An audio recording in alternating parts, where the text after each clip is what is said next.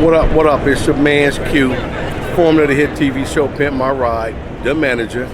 Man, after all these years, you know, nobody's seen me. It's been 20 years since we've done Pimp My Ride. So, what have Q's been doing lately? Triton SuperCars. Triton SuperCars here in Las Vegas. I am the prototype manager. Been building prototypes and doing a lot of engineering and, you know, getting all into the technical stuff into the Triton Nemesis. Triton Nemesis, Shango Industries. That's what your boy's been doing. Holla at me. Oh, hold up. Pimpin' rides, okay? That's what we're doing. Still pimping. www.stillpimpin.com. I went and found 14 of the old cars from the first 2 seasons of Pimp My Ride, and we'll reflash them. Wow, you heard it first right here. I'm gone. So, guess who my host is for today? What's up, guys? This is Preston from Autonatics. You know me from TV, you know me from commercial, you know me from YouTube, you know me from Instagram, you know me from social media. So what I do is automotive content. I drive kick-ass cars, and now I've gotten into electric vehicles. So if you love kick-ass cars and if you are a car fanatic, then this video, this page, Street Cars 101 magazine, media, and Autonatics is the place where you should be. So welcome. All right, so man, what we got on the agenda for today, man? For today, the agenda is this before? I forgot. Y'all get to see how it is last. So we have covered a lot. There's a lot of interviews. Now today, this is Friday, so I'm actually getting to see the show today. Now I'm also going to catch up with my friend Tampson because we need to figure out everything that she's got planned for last year at the Fly High, which is one of the biggest events that happened in North Carolina, and also Cars of Conversation, which you probably saw right before this. But today, we're doing some tours. Today we are doing some tours inside of SEMA and outside of SEMA. So inside of SEMA, we are going to look around as usual at the cars that's on the floor. We'll probably go to Central, probably go to West, probably go to South. We don't really have a set plan yet, but we do need to go see him. And so that's what's happening in SEMA right now. But then after that, we are going to tour Las Vegas because we're in Vegas, but we haven't actually got to venture outside of Vegas to see what Vegas is. So obviously you can go to casinos. We're not going to do that. Are we going to casinos? Okay, we're not. I'm going to answer that for him. We're not going to casinos. But we're going to In-N-Out. We're going to In-N-Out, and we are going to have random conversation in In-N-Out, but we're also going to go on a helicopter tour. Maybe. Yeah, we are going to go on a helicopter tour because you only live once. YOLO, baby.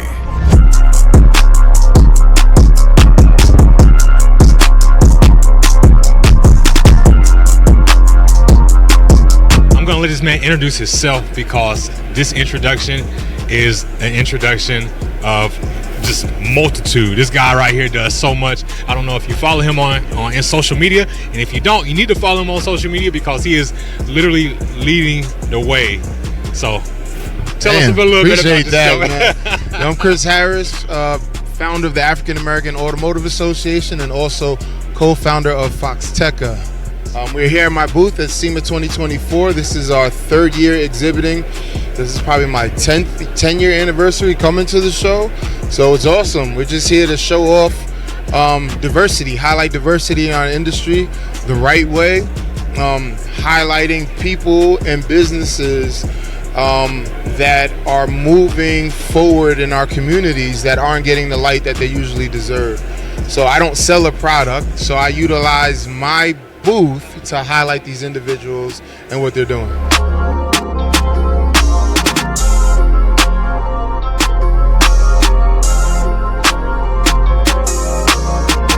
So really my mindset was, I've been to a few shows, I've seen trucks, I've never seen anything that's like totally out of the box. And these trucks are made out of aluminum. I own an aluminum polishing company called East Coast Polishing, so I polish wheels, I polish tankers and trucks.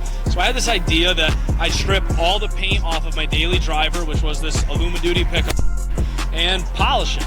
It really started with a dented fender on the other side on TikTok. It was kind of just a joke to sand it and polish it, and just, it really did well. The internet seemed to love a polished fender. It started as a joke, and myself personally, it's my first year as a business owner, and I wanted a way to promote my business in a crazy way of aluminum polishing. So I figured what better way to do that than strip my daily driver truck down to bare metal, polish it out, and try to find a sponsorship list that supports me and wants to be involved in the future of building trucks and doing stuff that's just outside of the box of the means of normal or average. So something I thought that would be crazy was polishing the pickup truck. So this truck here actually has a full conversion. These trucks usually have a coil spring and a coil bucket. This truck I got linked up with Poppy's Garage out of Florida with an entire 8-inch coilover conversion lift. So this lift kit has a custom coilover installed into it with these Resi shocks behind it from Carbon Technologies. These are a carbon kit. They are an incredible kit. I also, with that, linked up with a dual steering stabilizer on the front end with a far from stock kit. The reason being for that is I went with a larger tire and wheel setup, and that is meant to take the abuse of the larger tires and the larger wheels on it.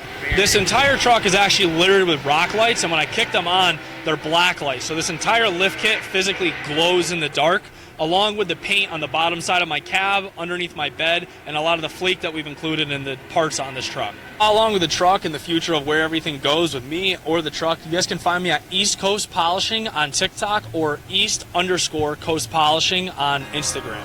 Anyways, that's me, Jake, with East Coast Polishing. Thank you.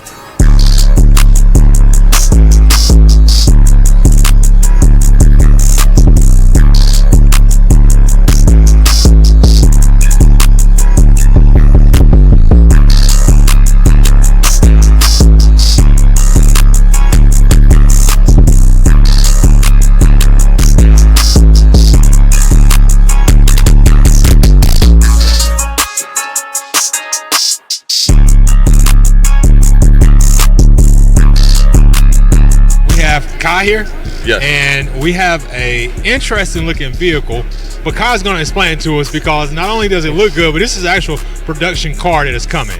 So Kai, what do we got right here? So right now what you're looking at is the Nemesis, and we're doing 2 different versions of this vehicle. First of all, Richard Patterson is the CEO and the designer of this vehicle. He designed the Model S and the Model X for Tesla. Oh, that's cool. Yeah. Okay. Yeah. All The right. landing gear for SpaceX. He's done a lot of the key things that we still use today, like the stow and go seats in the Caravan. Okay. Yeah. And so he came out with this vehicle, and so we have a gas powered one that we're doing, a supercharged V8, 9-liter, 2,000 horsepower. Yeah. Yeah. 0 to 60 in 2.8 seconds. Okay. All right. So now I'm interested. You said 2 different variants. 2 different So versions. the other, I'm assuming, is electric. Is electric. I knew And it. so Okay, talk. one of the key things that I think 95% of people that have electric vehicles is we hate charging up. Yes, Right? Yes. And so we partnered up with Fresno, C-Tech in Fresno, California with the students, and they're making a working electric vehicle now. Okay. But if you come around here, this is what your charging station would look like. And so this particular vehicle will have 8 batteries in it. And when you get to the gas station or at your house, you can pull out one of your batteries, type in the code, and pull out another one, put that in your car, and you take off. How long do the batteries last? So good question. So the range is anywhere between 300 to 400 miles, right?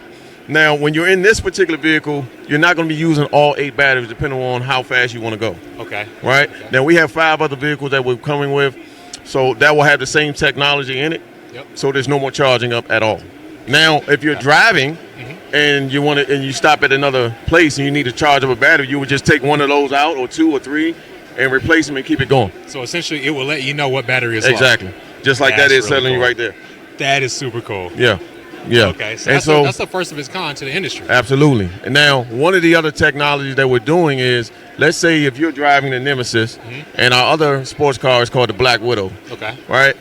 And you're running low on a charge. You can hit the button and it will search for other Triton cars within the location, Okay. right? And now I can transfer energy over to you wirelessly while we're driving. That is interesting. Yeah. Now, how does that work? So wirelessly? right now, everything is on a frequency. Okay. Right? Our phones, everything is on a frequency. So we've created a frequency that's good enough and strong enough to be able to hold the current and transfer it over. In the charge time, am I looking at level 1 base charging? No, right so now? we I would say like level 3, 4, something like that. That fast? Yes. Wow. Yeah. This Okay. is all new technology Okay. that's coming out. Man, it's actually out already. We just haven't put it out to the public yet. But yeah. We want to show that you can wirelessly charge the vehicle on the road, Which is still amazing. Yes. To hear that. but you'll be able to go car to car Okay. as far as charging. You can go car to house, house to car. You know, the whole point is you wanted to be part of your lifestyle. Okay. And not have to worry about the range anxiety. Where do I, planning your trip? Yes. How do I charge my vehicle? Yep. You don't want to have to deal with that. Whereas the gas infrastructure is already out there. So you get in your car, you can go to wherever you're driving to and think, there's a gas station, I can stop. Yes. Well, we don't have that with the electric vehicles. And if you did see the current CEO of another company, he took one of their vehicles on a across the country trip and had range anxiety. He couldn't charge it. He was frustrated. Exactly. I did. So, what do you expect for your consumers? So we want to build that wireless charging network infrastructure within the country, within countries, so that you don't even think about it now. How you're going to charge, where you're going to charge, planning your trip around charging, that takes away from everything. My name is Jason Engel. I'm here at 2024 SEMA. I own Trick Rides along with my partner here, Jared Morris. So we build and design carbon fiber muscle cars. Okay, and so you named the car Scorched because it's scorched the earth. All right, so what kind of car is it? It's a 69 Mustang, but, with a big twist, right? Okay. So everybody likes the wide body craze. It's out, and we've seen it, obviously, right? Yep. But we wanted to take a car a little further than that. We designed a wide body 69 Mustang fastback, and we did it with a little twist. It's more shaped like an hourglass, the car itself. It's a beautiful looking render. Thank you. Yes. Thank you. And this car not only looks good, but it's been tested virtually of how it actually will perform. Okay. Now, explain that a little bit. What do you mean by tested virtually? Well, like the OEMs, we've designed this entire car in CAD. And what that means really, man, is scanning an original 69 Mustang fastback, taking it into a computer, if you can imagine this, and spending 300 to 400 hours building Scorched. Okay. Once that's done, then it's reverse engineered, and then these molds and plugs are printed. This is what the OEMs do, man. That's how they come out with such new products so fast. Yep. And we utilize this technology because it's available. Okay. And it ensures the fit and finish of the car as well. I mean, you're going to have... How many muscle cars have you seen? You walk up and they're like, this is a killer car, but the body gaps could, have a little bit. We've all seen that. Yeah. Well, you're not going to have that if it's all in CAD and it all fits perfect. But why is that, though? Because when it's in a computer, there's no variances. And everything is fit to the car perfectly, including the chassis itself. The chassis has been mated to the car. The center line's all correct.